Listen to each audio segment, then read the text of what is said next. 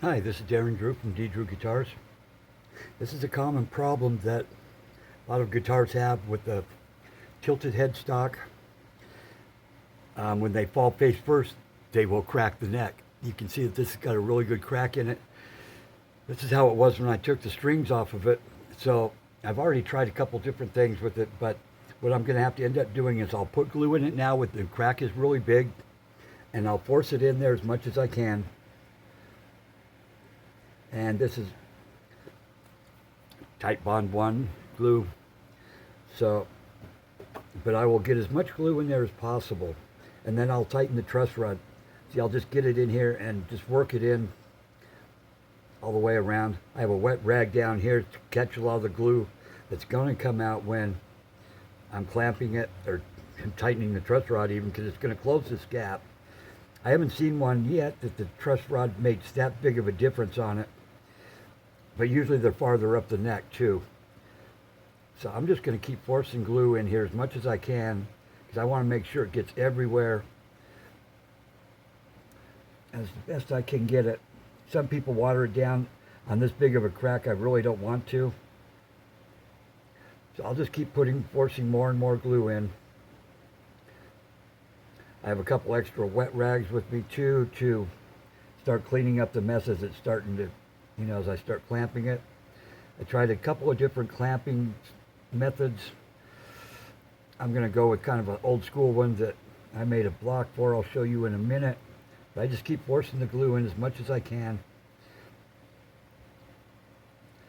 And this one, at least, the seam should come out good, the glue joint, because it's still attached. When they come disattached, then it makes it harder to get it perfectly in place. This one here's pretty good about that. So I think I got it pretty darn good now. That's a sharp edge.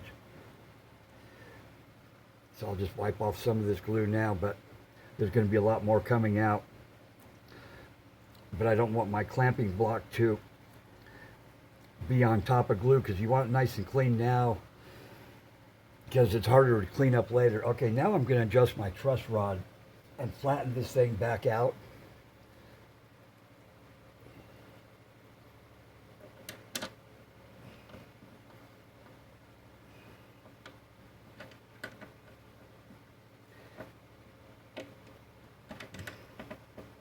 And this one was so bad it moved the truss rod, and so it cracked even on the heel here. I don't know if you can see it, but let me keep doing this because glue is going to be dripping out like crazy.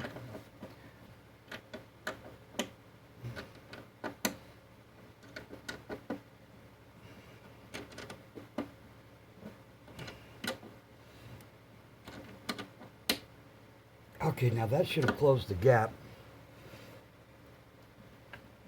You can't see it because there's too much glue on it, but, well, it almost closed the gap anyway. You can see how much glue it squished out, so I know that there's plenty in there. And I looked inside. I didn't see a truss rod holes to where I got to really worry about it going into the truss rod cavity. So I'm going to wipe that off. This is a wooden block that I made years ago. It's kind of contoured. It fits the roundness of the neck really well, and it's small so that you can clean up the mess of the glue. So I'll put this here. I have a long clamping block I'll put underneath. I have it going all the way up to the net, the clamping block. I'll just use one of these type of clamps to hold it in place.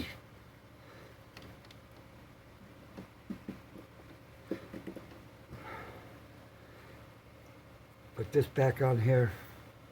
And I have my clamps already pre-measured, which is helpful. This is the type of clamp I was going to use for it, but it just didn't seem to tighten up enough. And there's a lot of guys that say, oh, don't over tighten your clamps.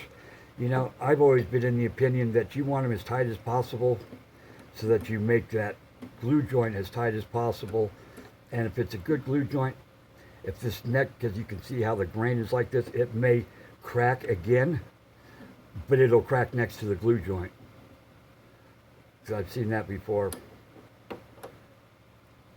I'll get this nice and centered.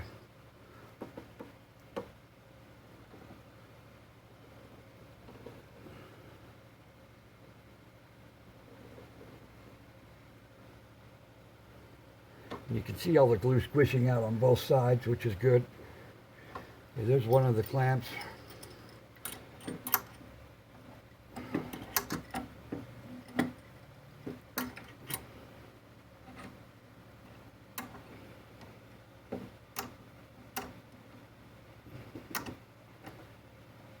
And you can see more glue squishing out, which is good. But I'll get these really tight. Like that. And then I'll use a wet rag, clean up all this excess glue. And I'll let it sit for at least 2 to 3 days minimum.